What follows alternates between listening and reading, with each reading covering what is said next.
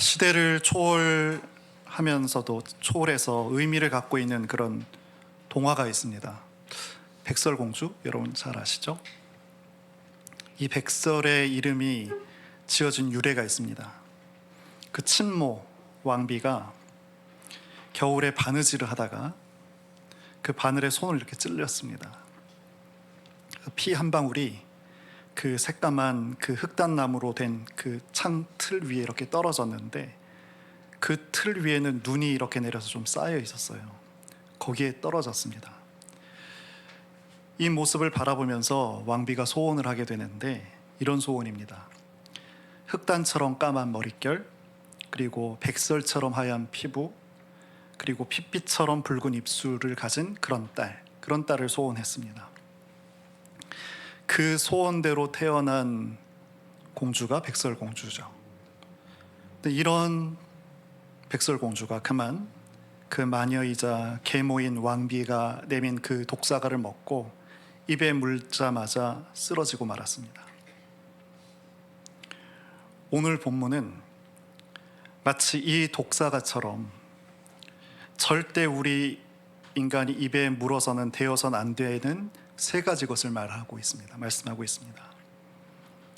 그것은 오늘 예수님께서 친히 당신께서 세 가지 시험으로 받아내신 것인데, 이것은 마치 에덴 동산의 선악과도 같은 거예요. 여러분, 에덴에 서 있었던 그 선악과의 역할이 뭐예요? 그것을 먹는 순간 어떻게 되죠? 하나님 이외의 것으로 배를 채우려는 그런 기질이 생겨나는 거였습니다. 이것이 본래의 선악과입니다. 근데 오늘 예수님 시험 사건에서 보이는 선악과라고 하죠. 이 열매는 이 기질이 참 오랜 세월 동안 계속 되었잖아요. 그 첫 번째 아담이 먹었던 그 인류가 갖게 된 하나님 이외의 것으로 배를 채우려 했던 이런 기질이 정말 인류 역사에 오랫동안 지속되었는데, 이것이면 내 배가 부를 것이고 기쁠 거야, 그렇게 믿어왔던 것 중에 가장 대표적인 것 세 개가 오늘 예수님께서 받은 시험의 내용들이죠. 지난 주일에 우리가 예수님의 세례 사건을 살폈습니다. 예수님의 부친 요셉으로 시작해서 거꾸로 올라갔죠. 그래서 다윗, 그리고 아담, 그리고 더 올라가서 하나님까지, 그런 족보를 우리가 살폈습니다. 그랬더니 무엇과 무엇이 어느 분과 어느 분이 보여요? 맨 끝에, 양쪽 끝에 있는 분이 보이잖아요. 예수님은 땅 위에 계신 인간의 대표로서, 그리고 하나님께서는 하늘 위에 계신 하나님으로서 전격적으로 만나시게 되는 그 시간, 그 순간인데, 이러기까지 너무나 장구한 세월이 시간이 지났던 거예요. 이렇게 된 이유가 어떤 거였나요? 아담의 죄죠. 아담에서부터 틀어졌죠. 그래서 그 예수님 직전까지 인류는 에덴을 잃은 채로, 신라곤한 채로 그렇게 살아왔습니다. 그런데 하늘의 하나님과 땅 위의 인간 예수님께서 전격적으로 만나는 이 만남의 사건이 예수님께서 세례받으셨던 현장이었고요. 바로 이때가 에덴이 회복되는 순간이었으며 복낙원의 순간이 되었습니다. 바로 이런 경이로운 사건과 순간 다음에 나타나는 것이 이 장면이에요. 예수님께서 시험을 받으신 거예요. 성령께서 이끌리셔서 광야로 가셔서 사단과, 오늘 개역성경은 마귀라고 했죠. 맞나요? 악마라고 했죠. 악마가 주는 세 가지 시험을 받으시는데, 이 말씀 어떤 말씀인지 우리가 무엇보다도 여기 있는 저와 여러분이 잘 명심해야 말씀을 듣고 봐야 합니다. 그것은 회복된 에덴에서 절대 먹지 말아야 할 것에 관한 말씀이기 때문에 그렇습니다. 이것을 우리가 하나씩 살펴보려고 합니다. 먼저 첫 번째 독이 든 열매는, 여러분 오늘 1절과 2절을 한번 보시면, 우리 성경을 보셔도 좋고 주보를 보셔도 좋은데, 무려 예수님께서 40일 동안 굶으셨어요. 하루를 굶어도 우리가 알죠. 우리 육체가 음식을 요구하는 강도가 얼마나 강한지를 여기 계신 모든 분들이 다 아실 거예요. 그래서 40일을 굶은 그 육체가 떡을 원하는 것은 너무나 당연하고 절박한 욕구입니다. 그런데 4절 뭐라고 하시냐면, 예수께서 대답하시되 기록된 바 사람이 떡으로만 살 것이, 이게 배가 부르고 넉넉한 마음에서 이런 말씀을 하신 것이 아니라 40일을 금식하시고 굶으신 상태에서 이런 말씀을 하셨어요. 아담이 처음 에덴에 있을 때를 한번 생각해 보세요. 그 마음이 어땠을까요? 백설공주와도 같았죠. 하나님 이외의 것들에 대해서는 죽은 마음이었기 때문에 하나님을 향한 그 마음은 정말 눈처럼 희고 빛이 났었습니다. 머릿결이 검을수록 하얀 피부가 도드라지는 것처럼 세상을 향해서, 땅을 향해서 죽은 마음이 있게 되면 하나님을 향한 마음은 더욱더욱 하얗게 빛이 납니다. 그런데 이랬던 아담이 이후에 어떻게 됐어요? 우리가 하얀 눈이 내리고 일정한 시간이 지나면 어떻게 되죠? 그 밑에 진흙과 범벅이 되어버립니다. 아담의 마음이 이런 상태가 되어버렸어요. 이게 죄의 상태이고, 그래서 이것을 더러움이라고 말합니다. 예수님께서 십자가에서 피를 흘리신 이유는 당신의 그 십자가의 죽음과 연합하고 그것을 자신과 동일시하는 자에게 죄가 없는 상태로 흰 눈처럼 되게 해주시려고 함이죠. 그러니까 우리를 백설이 되게 하시기 위해서 십자가에서 죽으셨습니다. 백설이 된 사람은 하나님을 향해 무슨 사랑? 붉은 사랑을 가지고 하나님만을 향해야 되는 거예요. 그렇기 때문에 40일을 굶었더라도 그 백설 같은 마음의 본분은 어떤 거예요? 마귀가 내미는 어떤 그 사과도, 독이 든 그 사과도 입에 대어서는 안 되는 거예요. 육체에 뿌리를 둔 원함은 우리의 마음이 늘 본능적으로 닿기 쉬운 것인데, 그렇게 우리의 마음을 움직이는 한 그것은 백설공주가 독이 든 사과를 먹는 것과 다르지 않다는 거예요. 이게 첫 번째 독이 든 열매잖아요. 그럼 여러분, 우리가 어떻게 해야 될까요? 오늘 예수님께서 이 모습을 어떻게 응대해야 하는가, 어떻게 살아내야 하는가를 말씀해 주십니다. 40일을 굶은 극한 상태, 이런 몸에 떡이 필요한 것, 이것을 하나님께서 아시고 주신다는 거예요. 하나님의 방식으로 주신다는 거예요. 그것을 기억하라는 거예요. 그리고는 아예 지금 보여주셨잖아요. 몸의 요구가 머리 꼭지까지 열릴 만큼 가장 극한 상황을 보여주시면서 마음이 이 육체의 요구를 쫓는 것은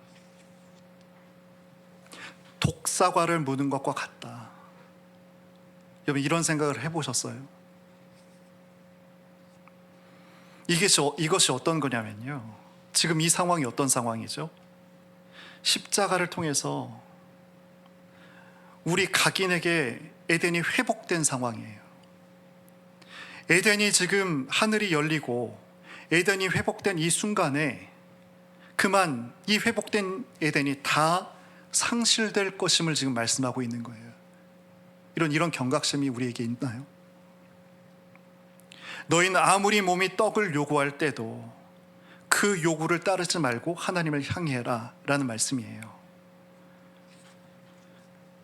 여러분, 반드시 기억하셨으면 좋겠습니다. 우리가 십자가를 붙잡게 되는 것은 그냥 잠깐 한번 힐끔 쳐다보라는 것이 아니죠. 얼마나 큰 마음의 중심과 간절함과 온 힘을 다해서 십자가를 보고 붙잡는 것인데, 그렇게 되면 40일 굶은 몸이 원하는 그 떡마저도 거부할 수 있게 됩니다. 여러분, 십자가의 힘이 그거예요. 십자가의 능력이 이겁니다.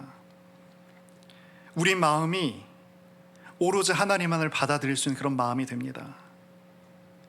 그런데 하나님 어떤 분이시라고요? 그런 내 몸에 필요한 것을 아시는 하나님이라는 거예요. 근데 우린 이런 하나님을 만난 적이 있나요? 내 몸이 급하면, 내 몸의 원함이 간절하면 우린 고민도 없이, 망설임도 없이, 주저함도 없이 그 방향을, 그 기회를 쫓아 나갑니다. 근데 잘 보세요. 우리 하나님께서 그런 우리를 아신다고요. 그래서 금욕주의가 아닌 거예요. 우리는 셔터를 내려버리라는 게 아니에요. 그 와중에도 하나님을 바라볼 때 그때 하나님께서 베풀어 주시는 것이 있음을 기억하라는 거예요. 두 번째 독 열매는 어떻게 하죠? 예수님을 높은 곳으로 데려가서 천하만국을 보게 하잖아요. 이 모든 권세와 영광을 주겠다. 오늘 권위라고 했는데 우리 로마서 13장에 똑같이 오솔리티입니다. 권세, 권위. 권세와 무엇을? 영광을 주겠다. 세상의 영광. 단 조건을 붙이죠. 나한테 절해라. 예수님께서 말씀하십니다. 다 말씀으로 응대하세요. 기록된 바 주 너희 하나님께 경배하고 다만 그를 섬기라. 이런 말씀을 주세요.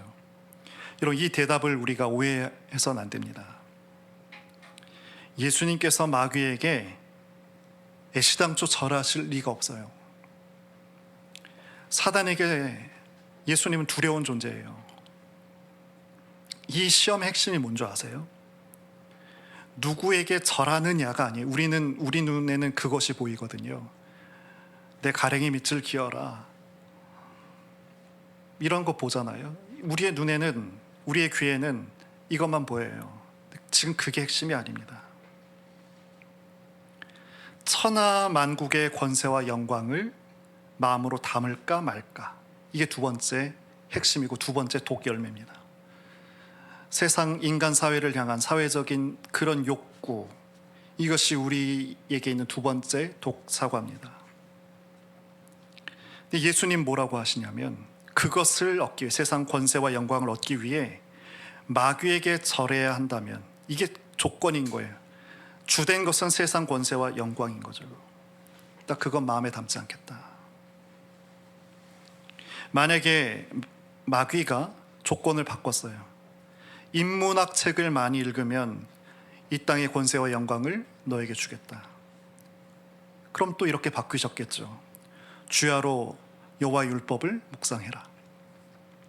그러니까 조건이 무엇이든지 간에 지금 핵심은 이거예요. 천하의 권세와 영광. 그 천하의 이 땅의, 세상의 땅과 영광을 내 마음이 쫓아가느냐 그렇지 않으냐 이거예요. 여러분 어떠십니까? 권세는 이 세상의 가치들을 손에 쥔 사람이 누리는 거죠. 권세. 영광은 우리는 계속 지금 하나님께로 향하는 영광을 살폈는데, 사람들 사이에 도드라지고 1등한 자에게 주어지는 게 영광이었잖아요. 두 번째 독든 사과가 이겁니다. 인간 사회에서 돋보이고 싶은 것, 앞서고 싶은 것, 사람들 눈에 아름답게 보이고 싶은 그런 욕구, 내 속에 어떤 탐욕과 타락이 감추고 있든지 말든지 간에 어떻게 하면 그들이 나를 좋아하고 그들이 어떻게 하면 선망하는 그런 위치에 내가 서게 되느냐, 이게 중요한 거예요. 이것이 두 번째 맹독의 열매입니다. 근데 십자가에서 예수님과 연합한 사람은 백설공주죠. 그의 마음은 흰눈과 같습니다. 이것을 하나님께서 인정해 주세요. 그런데 이 마음이 우리 첫 번째 사과처럼 몸이 요구하는 요구를 딱 물어버리면 이 백설의 마음이 진흙과 섞여버리는 것이고, 이 붉은 입술로 가까이 해선 안 될 것을 입으로 물어버리는 것이 되죠. 근데 지금 두 번째, 인간 사회에서 내가 돋보이고 내가 아름답게 보이려고 내가 내 마음을 경영해야 하잖아요. 이렇게 경영하는 것은 이 흰백의 마음에 담지 말아야 할 것을 담은 것이 됩니다. 그러면 아예 세상을 떠나야 하나요? 아예 사람을 향해서 다 등 돌려야 하는 것인가요? 그것이 아니죠. 인간 사회 속에서 살되 마음으로서 그 땅의 것에 대해서 등을 돌리는 겁니다. 마음으로 등을 돌리는 거죠. 그렇게 마음으로 등을 돌리고 무엇을? 하나님을 향하게 되면 하나님께서 어떻게 해요? 만날 사람을 만나게 하시고 얻을 자리를 얻게 하시고 진행될 우리 인생에 필요한 인생의 사건들을 이끌어 가시는 거예요. 우리가 경험해야 되는 순서, 경험해야 되는 하나님의 인도하심 이런 것들입니다. 이런 것을 공급받고 경험하고 누리는 것이 그리스도인이에요. 이걸 우리가 우리의 눈으로, 우리의 감각으로, 삶으로 확인해 보아야 합니다. 이런 꼭 확인해 보셔야 돼요. 하나님께서 내 육체의 욕구, 내가 밥 먹는 것 잊어버리고 또 인간관계하는 것 잊어버리고 그저 하나님만 기억하려고 하고 십자가를 마음에서 붙들고 그래서 직장 나가서 일하고 학교 가서 공부했더니 하나님께서 이렇게 인도해 주시는구나. 여러분, 이것을 여러분 경험해 보셔야 돼요. 그것이 그리스도인입니다. 세 번째 독이 든 열매는, 사과는 뭐냐면 하나님을 시험하는 겁니다. 하나님을 시험하는 것. 삶의 모든 순간 십자가를 기억하고 예수님과 함께 죽었음을 잊지 않는 사람, 그 사람은 어떤 상황과 같은 상황이 되냐면 예수님께서 요단강에서 세례 요한에게 세례를 받으셨을 때와 같은 그런 상황이 되는 거예요. 그때 어떻게 됐어요? 지난주에 하늘이 열렸잖아요. 하늘 문이 열립니다. 그리고 막혀졌던 하나님과의 교통이 시작이 됩니다. 왜냐하면 하나님 한 분만으로 내 기쁨과 만족의 이유를 삼겠다고 그렇게 강하게 결심했기 때문에 그렇습니다. 여러분, 세례가 그런 의미입니다. 그런데 그때 하늘에서 소리가 들리는데 어떤 소리가 나죠? 내가 너를 사랑한다. 내가 너로 인해 기쁘다. 여러분, 이것이 어디입니까? 이런 대화가 오고 가는 것이 어디예요? 에덴인 거예요. 나로 인해 생기는 하나님의 기쁨이 있고 또 하나님으로 인해 생기는 나의 기쁨이 있고, 그래서 그 기쁨이 충만한 곳이 에덴인 거예요. 여러분, 십자가로 사는 자의 삶은 그래서 에덴일 수밖에 없는 거예요. 여러분의 삶의 지금 현장이 세상의 가치로 높고 낮음을 판단할 수 있겠죠, 세상에. 그러나 그것과 무관하게 얼마든지 우리의 삶이 에덴이 될 수 있다고요. 그것을 여러분 꼭 기억하셨으면 좋겠어요.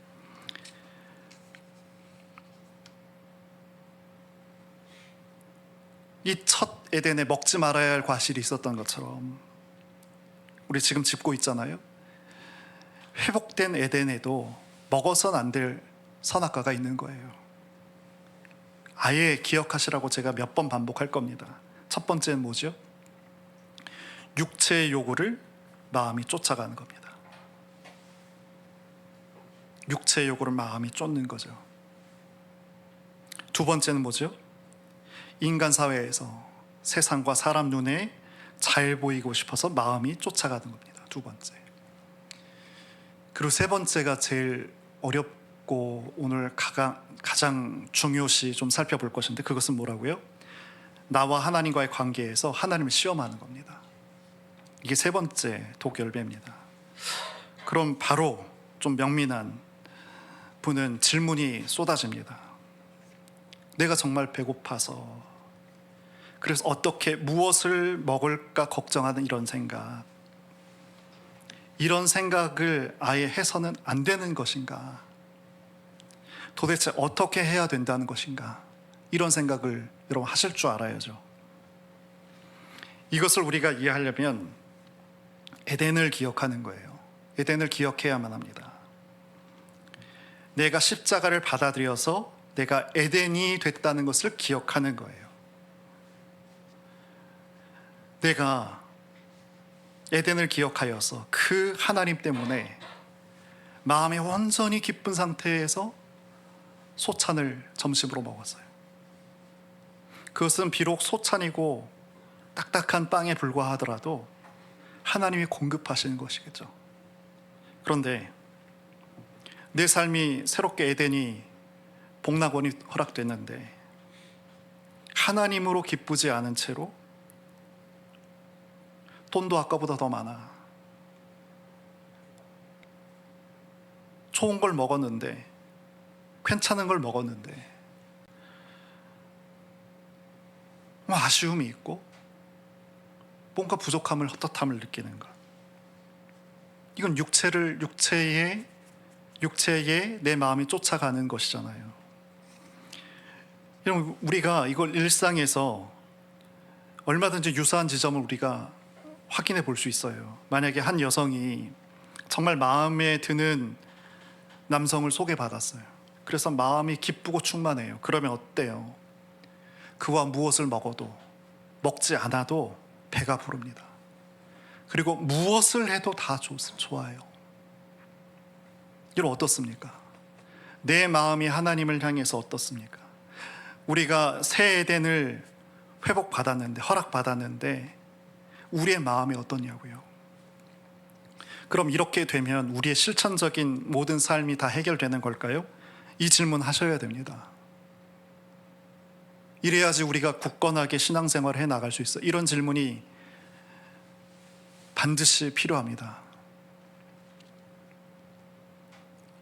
우리가 마음이 불만족한 상태로, 하나님을 배부르지 않은 상태에서 이런 말씀을 듣게 되면 우리의 반응은 어때요? 1차적으로 어때요?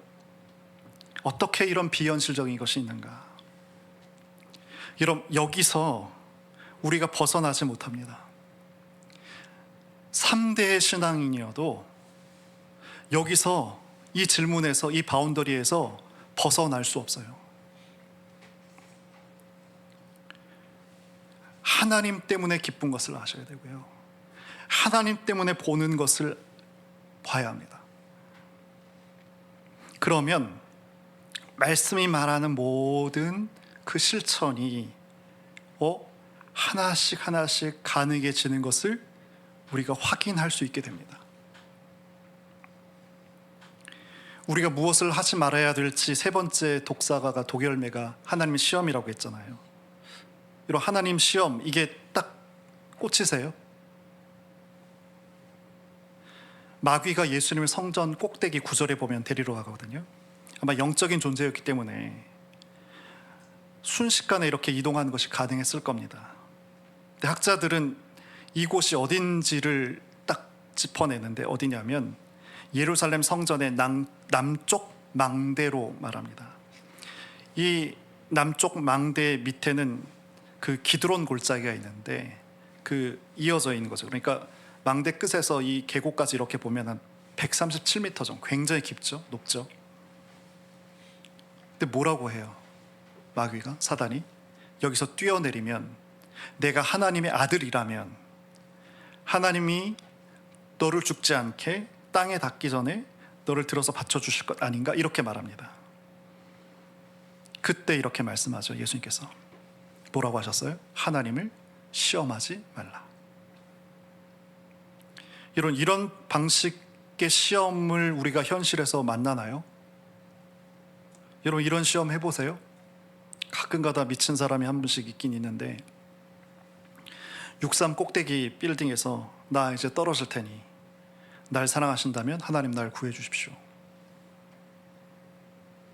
이런 식으로 하나님을 시험하는 사람이 있나요? 거의 없기 때문에 이거는 나와 연관성이 없는 문제다 하면서 이 세 번째 시험을 지나간 경우가 있습니다. 그러나 그렇지 않습니다. 전혀 그렇지 않습니다.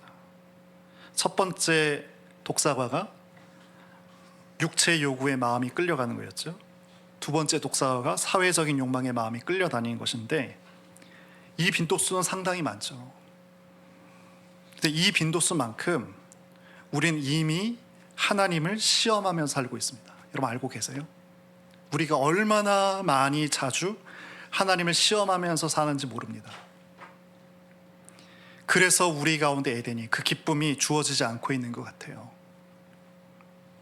이런 하나님의 시험이라는 이 표현이 성경에서 가장 처음 등장한 곳이 출애굽기 17장입니다.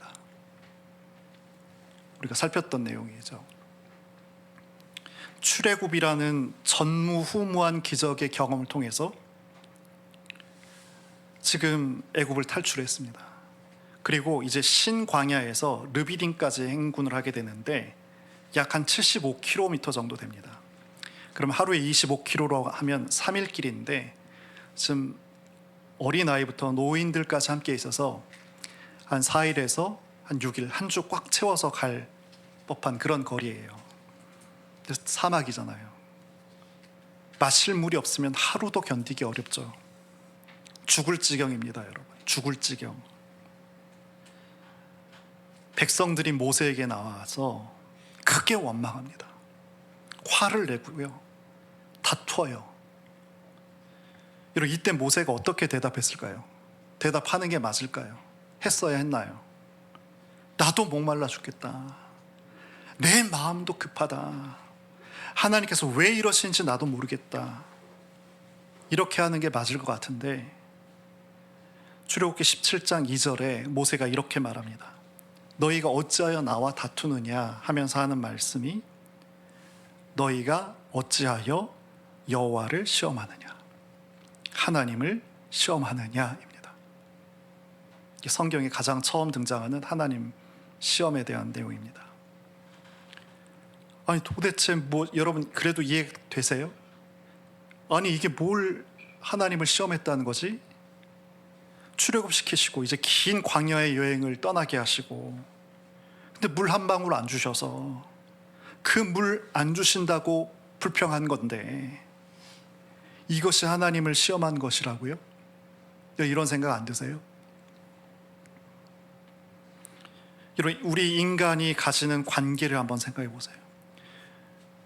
우리 신자가 한번 일생을 살면서 맺는 관계가 무엇인가 생각해 보세요. 이 말씀드렸습니다. 내 마음이 육체와 갖는 관계, 그리고 내 마음이 인간 사회에 갖는 관계, 그리고 내 마음이 하나님과 갖는 관계, 이렇게죠.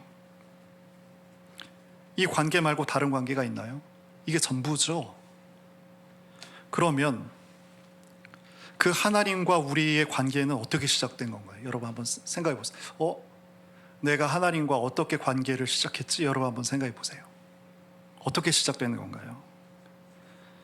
일반의 종교에서는 의존 감정, 우리의 인간의 의존 감정, 나의 필요에 의해서 신이 필요합니다. 신을 찾고 붙들었어요. 그런데 구세주의 아버지시고 창조주이신 하나님께서는 우리에 앞서서 당신께서 우리에게 찾아오신 거예요.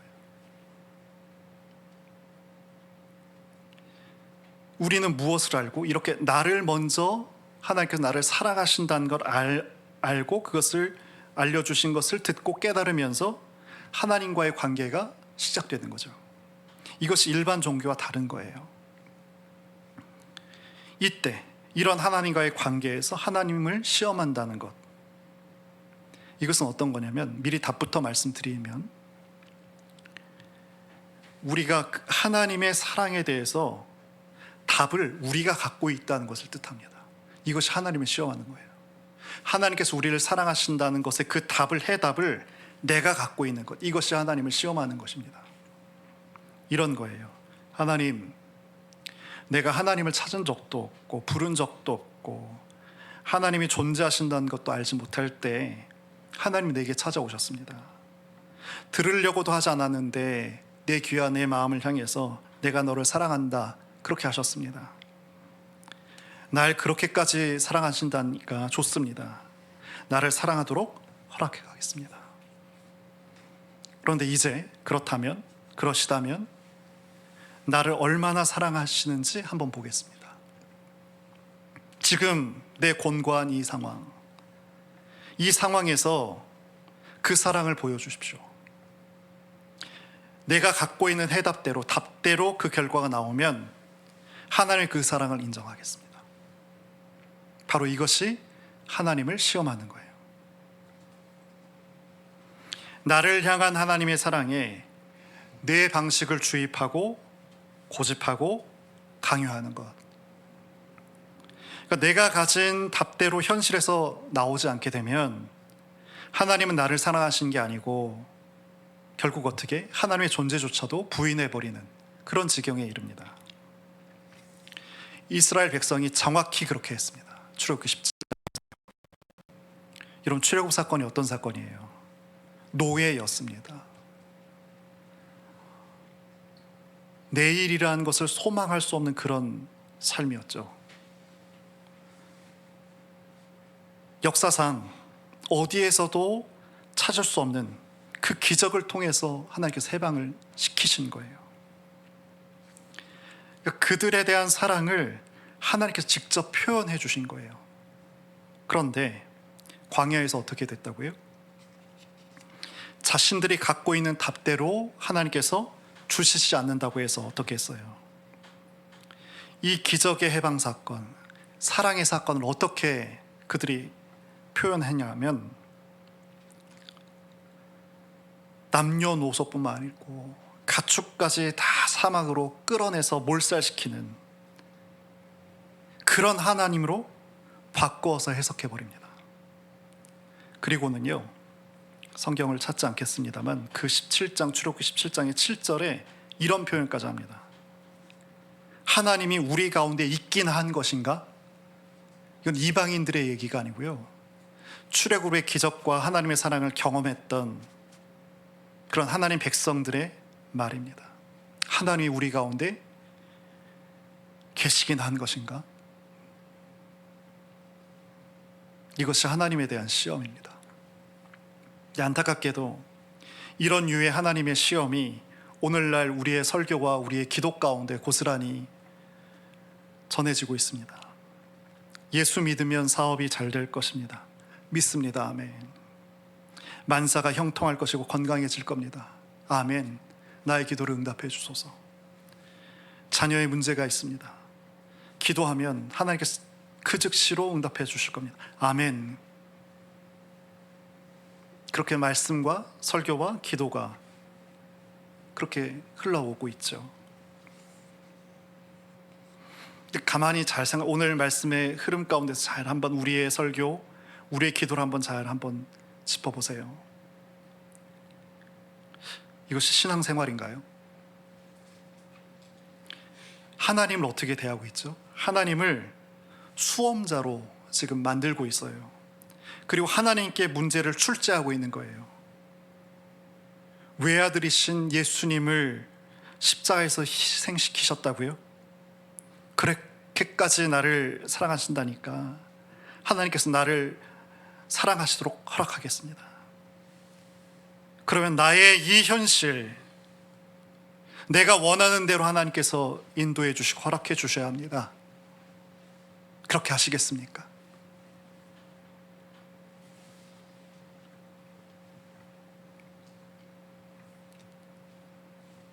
어리석거나 못난 자의 설교와 기도입니까? 우리의 설교이고 우리의 기도이지 않아요?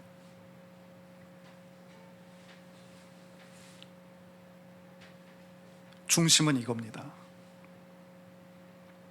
예수님을 만나면, 그 주님과 연합하면 하나님 때문에 만족하고 기뻐하는 것, 이것은 사실이고 확증입니다. 그러나 그 하나님 때문에, 그 주님 때문에 그 기쁨의 에덴을 형성하고 있는 자의 삶은 하나님께서 어떻게 인도하실지 우리는 몰라요. 그 말씀을 하나씩 나누겠습니다. 초대교회 성도, 가장 처음 의미 있게 하나님 때문에 기쁜 에덴을 만들었잖아요, 초대교회 성도들이. 그런데 그들이 어떻게 됐습니까? 그 신앙을 그 에덴 때문에 어떻게 됐죠? 사자밥이 됐죠. 그리고 불에 타서 죽었습니다. 네로에 의해서. 사업이나 일이 잘 된 분도 있지만 그런 망하는 분도 있을 거예요. 그러면 한번 잘 여러분, 그것이 과거라면, 현재 시점에서 과거라면 잠깐 생각해 보세요. 그 일이, 그 사업이 혹시 하나님의 계획에 없던 것을 내가 시작했던 것은 아닌가 한번 짚어보세요. 그리고 이런 경우도 있겠죠. 도무지 교만해서 안 되겠으면 바울처럼 육체의 가시를 주실 수도 있다. 또 이런 경우요. 예수님 믿음 다음에 그런 그를 불쌍히 여기셔서 예수님 당신께 마음을 집중케 하시고자 기적과 큰 은혜를 베풀어 주실 수 있습니다. 그러나 그가 갖고 있었던, 복랑원이 되기 이전에 그가 갖고 있었던 그 고질적인 죄적 체질, 이런 것 때문에 옴짝달싹하고 있지 않았던 그런 모습이 있다면 때로 그곳이 에덴이지만 그 영혼의 영원한 온전함을 위해서 병도 주시고요, 실패도 주시고요, 반대로 건강도 주시고 사업도 좋게 해줄 수 있습니다. 그러므로 여러분, 이 땅에서 인간인 우리가 누가 과연 이것이 정답이다라고 말할 수 있는 그 누가 있겠어요? 그 누가 있다고, 그 정답이 있다고 누가 말할 수 있겠어요? 우리 인생, 우리에게 그 인생의 답이 있다라고 하는 이 말이 정말 맞는 말일까요?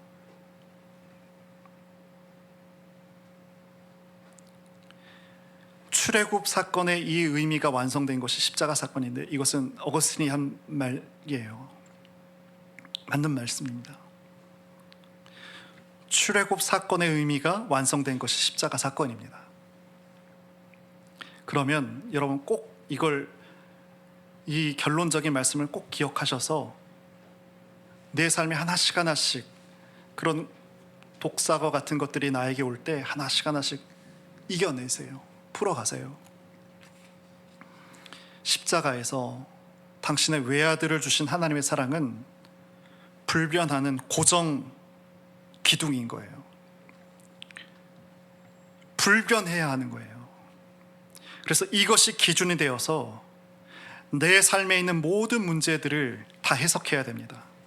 이 사랑을 기준으로 해서 나의 일도, 나의 질병도, 내 자녀의 문제도, 모든 근심과 앞일에 대한 고민도 이 기준으로 해석해야 되는 거예요. 하나님은 사랑하시기 때문에 신광야에서 물을 안 주신 겁니다. 왜 사랑 때문에 물을 안 주셨는지 우리는 알 수 없습니다. 전지하시고 전능하신 하나님께서 나를 사랑하시면서 왜 물을 안 주신 것은 우리는 알지 못합니다. 다만 십자가에서 그 조금도 흔들림이 없는 보여주신 그 사랑 때문에 지금 나의 일이 안 되는 것이고, 십자가의 그 사랑 때문에 내 가정에 이런 문제가 지금 있는 것이고, 그러므로 우리는 어떻게? 십자가에 보여주신 그 하나님 사랑 때문에 이 사랑만큼은 조금도 건드려서는 안 되는 거예요. 결국에 내게 주어진 모든 일, 지금 당장은 너무 숨조차 쉬기 어려운 그런 환경이고, 그런 배고픔이고, 그런 어지러움이고, 근데 어디까지 우리가 받을 수 있어야 된다고요? 내게 주어진 모든 일이 어디까지? 하나님의 정답이다. 이따 오후에 우리가 살필 것은 그것이 김 안에 쌓여진 것이다. 수요일날 우리가 말씀 나눈 것은 하나님의 주권을 신뢰하는 삶인 거예요. 우리가 여기까지 나아갈 수 있어야 되는 거예요. 이 정답 앞에서 생겨지는 불만들이 있고 이해 안 되는 점이 있고 의아한 점이 있는데, 이때 우리가 십자가를 통해서 이것을 하나씩 하나씩 내 마음에서 삭제시키는 거예요. 죽여내는 거예요. 그래야만 우리가 뭘 할 수 있냐면, 주어진 현실 가운데서 감사라는, 범사에 감사라는 그 감사라는 우리의 정답을 드릴 수 있어요. 이것이 우리가 하나님께 드리는 정답인 거예요. 여러분, 현실 가운데 우리는 부정하고 싶었고 탈출하고 싶었던 것이 현실이었는데, 저도 이것을 받기까지 너무 오랜 시간이 지났던 것 같습니다. 너무 많은 에너지와 낭비가 있었던 것이고, 그래서 하나님을 정면으로 바라보지 못했던 세월의 시간으로 채웠던 것 같아요. 하나님께서 주신 거더라고요.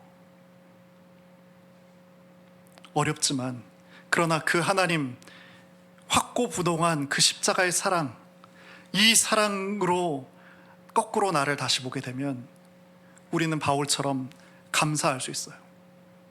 범사에 감사할 수 있게 됩니다. 십자가에서 보여주신 이 사랑에 대해서 의심하시면 안 됩니다. 이 사랑을 기준으로 나의 삶을 해석할 줄 아는 그런 저와 여러분이 됐으면 좋겠습니다. 그 사랑 때문에 우리가 실패한 거고요. 그 사랑 때문에 우리가 성공한 거고요. 그 사랑 때문에 슬픔도 기쁨도 있는 거예요. 이럴 때 우리가 하나님을 시험하지 않는 그런 삶이 되는 거죠. 오늘 말씀의 결론입니다. 십자가로 예수님과 연합한 모든 주의 사람들은 백설공주예요. 그 백설의 마음에 육체의 욕구를 담는 것은 백설의 진흙을 섞는 거죠. 근데 우린 그것을 설교하고 그것을 기도의 응답으로 말하고 있어요. 또 사회적 욕구를 담는 것도 마찬가지죠. 하나님을 열어야 할 그 감사의 입술을 독사가로 물고 있어요. 그리고 하나님 사랑에 대해서 자꾸 내 방식의 답을 강요하는 것, 이것은 허락된 에덴을 스스로 허무는 것이 됩니다. 근데 이 세 가지 독이 든 사과는 멀리 있지 않아요. 아침에 우리가 눈을 뜨는 순간부터 우리 앞에 다가옵니다. 우리 몸이 늘 보내는 본능과 같은 신호들, 또 늘 24시간 나를 쳐다보는 그런 사람들의 시선들, 그리고 풀려지지 않은 것 같은 현실 앞에서 드는 하나님에 대한 의구심, 이 모든 것이 다 그것입니다. 그런데 만일 우리가 하나님의 사랑을 붙들고 십자가를 잊지 않는 시간이 길어지게 된다면 우리는 백설공주로 사는 시간이 점점 길어지는 거예요. 이 백설의 마음으로 하나님을 모셔드릴 줄 아는 그런 선빛의 저와 여러분이 됐으면 좋겠습니다. 이 시간 우리 같이 한번 기도할 텐데, 하나님, 백설 같은 우리 마음에 독사가를 물지 않게 하시고, 내 뜻과 다른 현실 앞에서도 의심 대신 감사의 답을 드리는 그 에덴의 삶이 되게 허락하소서. 우리 잠시만 같이